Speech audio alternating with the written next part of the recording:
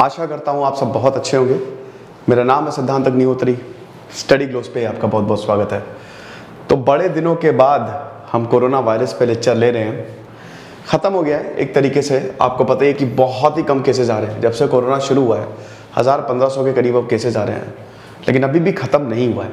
ठीक है, XE variant, देखिए इसमें बड़ी समस्या है। यहाँ पे 50 साल की औरत मुंबई में इन्फेक्ट हुई XE वेरिएंट, जो कि यूके में इमर्ज हुआ। अभी हम बात करेंगे इसकी। सरकार कह रही है कि नहीं, ऐसा कुछ नहीं है, कोई भी इन्फेक्शन नहीं हुआ है। हुआ हो ना हुआ हो, हमको क्या करना है, हमको इस XE वेरिएंट को समझना है। तो दोस्तों ये खबर है 6 अप्रैल की, जब BMC ने ये बोला कि 50 साल की महिला जो कि साउथ अफ्रीका से आ रही है, ट्रैवल हिस्ट्री मतलब साउथ अफ्रीका गई थी, तो उसको ये न्यूली डिस्कवर्ड XE वेरिएंट ने पकड़ लिया है। अब सरकार ने इसको डिनाई कर दिया कि नहीं, ऐसा नहीं है। तो सबसे पहले तो हमको देखना है कि XE वेरिएंट क्या है। XE वेरिएंट बेसिकली रिकॉम्बिनेंट है। आपको पता ही है कि पहले डेल्टा क्रॉन बहुत खतरनाक था। ठीक है, मतलब डेल्टा क्रॉन कह रहा हूं, डेल्टा वायरस, कोविड का जो वेरिएंट था डेल्टा, तो उसने सेकेंड वेव में तबाही मचा दी। मतलब उसने बहुत लोगों की जान ले ली। फिर आया ओमिक्रॉन, 30 म्यूटेशंस हुए। ओमिक्रॉन बहुत ही बढ़िया रहा, बहुत ही माइल्ड इन्फेक्शन थे। कुछ लोगों को था ओमिक्रॉन, सर्दी जुकाम हुआ, कुछ को हुआ भी नहीं, खत्म। ठीक है, हम वैक्सीनेट भी हो गए थे, तो ओमिक्रॉन से खतरा इतना रहा नहीं।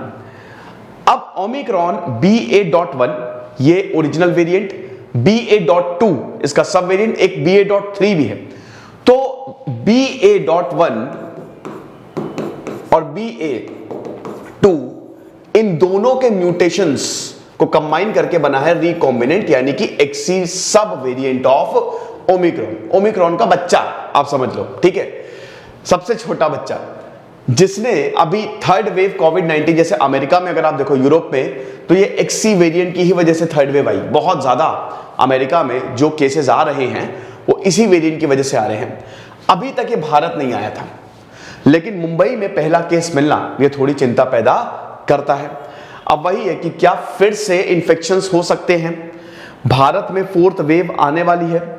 देखिए अब वेव तो ऐसा है ना कि मतलब जैसे अभी तो केसेस कम है, फिर बढ़ेंगे तो फिर एक वेव आ गई, फिर केसेस कम है, फिर बढ़ेंगे तो फिर वेव आ गई।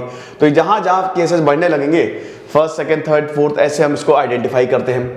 तो 90% of the infection detected this year ये ओमिक्रॉन वेरिएंट रिस्पॉन्सिबल था। ऐसा ये भी बोला गया कि आधी से ज्यादा पॉपुलेशन को ओमिक्रॉन वेरिएंट ने पकड़ा, लेकिन वो ठीक हो गए क्योंकि ये बहुत डेंजरस नहीं था, है ना।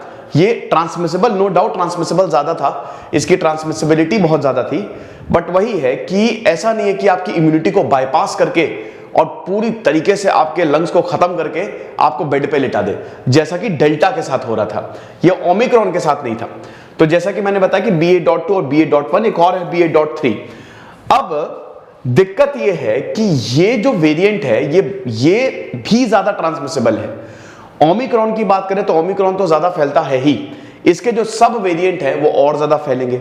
लेकिन अच्छी बात है कि dangerous, again this is not dangerous. अब डेंजरस देखिए, डेंजरस अगर आप कंपेयर करो तो नहीं है, लेकिन जिनकी मेडिकल हिस्ट्री है या जिनको ऑलरेडी बीमारियां हैं, इनका इम्यून सिस्टम वीक है, उनको तो खतरा हमेशा ही बना रहेगा। लेकिन अभी भी मैं आपसे यही बोलूंगा कि मास्क वास्क पहने भीड़ भाड़ में, क्योंकि किसको क्या हो आपको नहीं पता। तो BA.2 जो है वो स्लाइटली ट्रांसमिसिबल था। BA.1 ये होगा, जितने सब वेरिएंट होंगे ना वो पिछले से ज्यादा ही ट्रांसमिसिबल होंगे। और अभी अगर बात करें तो BA.2 जो है वो डोमिनेंट बन गया। दुनिया भर में 90% से ज्यादा केस जो है वो BA.2 के आ रहे थे। अब ये जो XE वेरिएंट है, ठीक है, ये या तो आप चार्ट दे सकते हैं, है ना। BA.2 ने अभी ये बाजी मार ली है। अमेरिका में ज्यादातर केसेस जो है वो BA.2 की ही वजह से आ रहे हैं। ये जो XE वेरिएंट है इसमें BA.1 का भी म्यूटेशन हुआ और BA.2, ठीक है। तो दोनों का ही भैया ये हिसाब किताब लेके घूम रहे हैं, BA.1 BA.2। अब इसको first discovered in United kingdom, 600 से ज्यादा केस आए थे। लेकिन जैसा कि मैंने बताया कि अभी तक ये भारत में नहीं आया था। अभी जो पहली महिला के बारे में बताया जा रहा है, हो सकता है, देखिए एक चीज और है ना कि भारत में हिडन केसेस बहुत ज्यादा मिलते हैं। हो सकता है XE वेरिएंट आ भी गया हो, हमको पता ना हो, है ना। भारत में हिडन केसेस की प्रॉब्लम, कोरोना के केसेस बहुत ज्यादा आए होंगे, लेकिन बहुत लोगों ने तो रिपोर्ट ही नहीं किया। तो ये हर जगह ही है। तो recombinant variants are not uncommon, ठीक है, ये कॉमन है, आप समझिए, होता है जब भी वायरस फैलता है ऐसे रिकम्बाइन करता है, उसको भी तो सर्वाइव करना है, उसको भी तो अपनी जान बचानी है। तो म्यूटेशंस कैरेक्टरिस्टिक्स ऑफ 2 और more known variant occur all the time, 3-4 variants की कैरेक्टरिस्टिक को कंबाइन करके बन गया, तो जाहिर सी बात है वो ज्यादा डेंजरस होगा, वो ज्यादा ट्रांसमिसेबल होगा। लेकिन इस केस में ये डेंजरस नहीं है, ट्रांसमिसेबल ज्यादा है, ठीक है।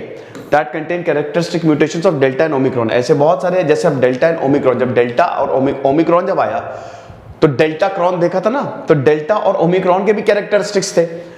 अब एक्सी से थ्रेट क्या है, क्या डेंजरस है ये, देखिए अभी तो एज सच इसका कोई सबूत नहीं है कि बाकी वेरिएंट ओमिक्रॉन से ये डिफरेंट है, अब इसका कोई भी सबूत नहीं है। यस 10% ज्यादा ट्रांसमिसेबल है और डोमिनेंट भी रहेगा भाई, एक ऊपर लेवल है ना, इसका अपडेट आया है एक तरीके से, तो डेफिनेटली ये थोड़ा सा ट्रांसमिसेबल रहेगा।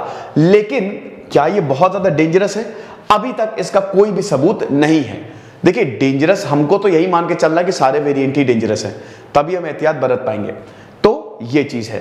फिलहाल वही है कि भारतीयों के लिए क्या है, मतलब क्या वाकई में फ्रेश वेव ऑफ इन्फेक्शंस आएंगी, देखिए इसकी तो पॉसिबिलिटी हमेशा रहेगी, है ना। लेकिन अभी तो हम वैक्सीनेट हो गए हैं, अभी 3rd डोजेस भी अब तो लगने वाली है, आपको भी मैसेज आने वाला होगा 7-8 महीने बाद, जब 2nd डोज के 7-8 महीने बाद मैसेज आ ही जाएगा, आप 3rd डोज लगवाइए बढ़िया से।